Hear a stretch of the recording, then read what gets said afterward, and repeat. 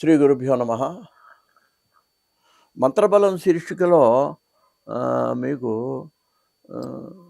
ఏమండి ఎప్పుడేవో కష్టాలే వస్తుంటాయండి. కొంచెం ఏది చెప్పిస్తే మనకి సుఖశాంతులుగా మనసు ప్రశాంతంగా ఉంటుంది. ఏదైనా ఇబ్బందులు వచ్చినప్పుడు ఆ ఇబ్బందుల్లోంచి బయటపడాలని అనేక మంది అడుగుతుంటారండి. అది పెద్దవాళ్ళు అందరూ చెప్పినటువంటి మంత్రం అండి. ఇప్పుడు ఇది అందరికీ తెలిసిందే.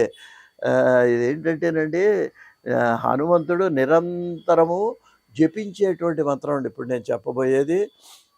దీనివల్ల ఏంటంటే మనకు మనశ్శాంతి లభిస్తుంది. ముఖ్యంగా ఏంటంటే వ్యవహార విజయం అండి. అంటే ఏదైనా పనిలో వెళ్ళేటప్పుడు కానీ దీని మనసులో జపిస్తుంటే మన కష్టాలు లేకుండా, ఇబ్బందులు లేకుండా మన జీవితం సుఖంగా నడవటానికి ఉపయోగించి చిన్నది చెప్తామండి.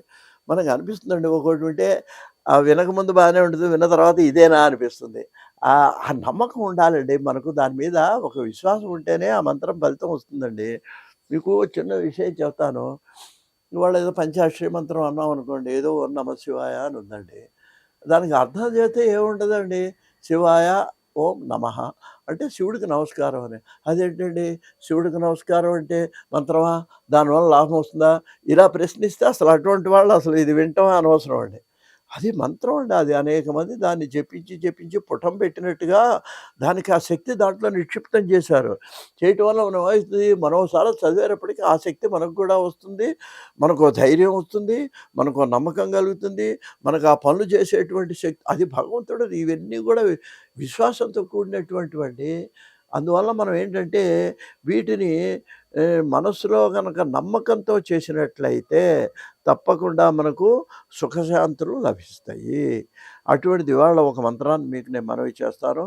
ఇది హనుమ నిరంతరం జపించేటువంటి మంత్రం అండి. ఏమి అందరూ చిన్న పిల్లల దగ్గర నుంచి పెద్దవాళ్ళకు అది పెద్ద కష్టమైంది ఏం కాదండి. దీనికి అంగన్యాస కరన్యాసాలు ఏమి అక్కర్లేదు. అన్ని సమయాల్లో కూడా మనసులో తగినటువంటి ఈ మంత్రం అండి ఇది. ఏమిటంటే అది జాగ్రత్తగా వినండి. శ్రీరామ జయ రామ జయ జయ రామ అంతేనండి. శ్రీరామ జయ రామ జయ జయ రామ. దీన్ని మనం ఇంకేమండి 40 రోజులు చదవాలా, లేకపోతే 100 సార్లు చదవాలా, 21 ఎన్నిసార్లు చదవాలి కాదండి. అసలు అలా మనసులో అది అలా జపిస్తూ ఉంటే మీ జీవితమే సార్థకం అయిపోతుందండి. మీకు మోక్షం దానంతట అదే లభిస్తుంది. రామానుగ్రహం లభిస్తుంది, హనుమద్ అనుగ్రహం లభిస్తుంది. అందువలన ఇది అసలు ఏ విధమైన ఇంక మీకు ఇబ్బందులు ఉండవు, మనశ్శాంతిగా జీవితం ఉంటుందండి. దీన్ని మనం జపిస్తుంటే స్నానం చేసిన తర్వాత పూజ చేసుకునేటప్పుడు కూడా ఓ 11 సార్లు, ఓ 10 సార్లు చదువుకోండి. రోజు ఏమైంది, ఎక్కడికైనా బయటికి వెళ్ళినప్పుడు మనసులో చదువుకోండి దీన్ని.